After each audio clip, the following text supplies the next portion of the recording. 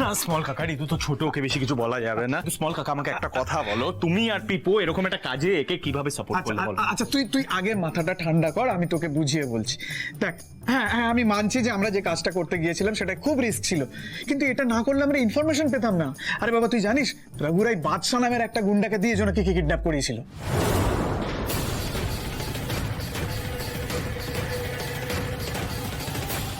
আচ্ছা, হ্যাঁ বাচ্চা। আপনি একবার ভাবুন নাতিবাবু, এই বাচ্চা নামটা যদি আমরা দেবযানী ম্যাডামকে বলতে পারি, আর এই বাচ্চার পেট থেকে যদি রঘু ডাকাতের নামটা আমরা বের করতে পারি, তাহলে কোর্টে আমরা একটা অনেক বড় প্রমাণ পেশ করতে পারবো নাতিবাবু। না সেসব তো বুঝলাম জোনাকি, আমি না তোমাকে আমার কথাটা ঠিক করে বোঝাতে পারছি না। তুমি যা বলছো সবটা মানছি, কিন্তু এইভাবে না মিথ্যে সাহায্য নিয়ে সবসময় এগোনো যায় না। এরকম ছলচাতুরি যে অপরাধী মিথ্যে সাহায্য নিয়ে এত বড় একটা কাজ করেছে, যার এতটুকু লজ্জা নেই, তাকে ধরতে আমরা অন্য একটা মিথ্যে সাহায্য নিয়েছি। এই মিথ্যেতে কোনো অন্যায় নেই নাতিবাবু, আমরা কারোর ক্ষতি করিনি।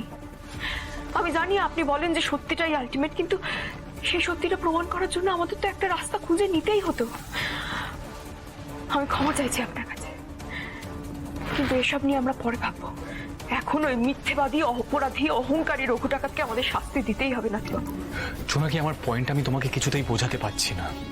আমি কখনো মিথ্যের আশ্রয় নিইনি, দ্যাটস মাই প্রিন্সিপাল জোনাকি। আমি আপনার প্রিন্সিপালকে সম্মান করি নাতিবাবু, কিন্তু এখন আপনাকে আমার কথাটা শুনতেই হবে। ওই রঘু ডাকাত যত মিথ্যের সাহায্য নিয়েছে, সেই সব মিথ্যেগুলোকে যদি শিকড় থেকে উপড়াতে হয়, তাহলে আমাদের গোড়ায় আঘাত করতে হবে নাতিবাবু। কাল সকালেই দেবযানী ম্যাডামের কাছে গিয়ে ওই বাচ্চার ব্যাপারে আমরা জানাবো। নাতিবাবু, জীবনের সব পথ তো সোজা হয় না, কখনো একটু ঘুর পথেও লক্ষ্যে পৌঁছতে হয়। এক্ষেত্রে অন্যায় প্রতিকার করাটাই আসল নাতিবাবু, এবং সেটাও কারোর ক্ষতি না করে। এইটুকু মাথায় রাখুন।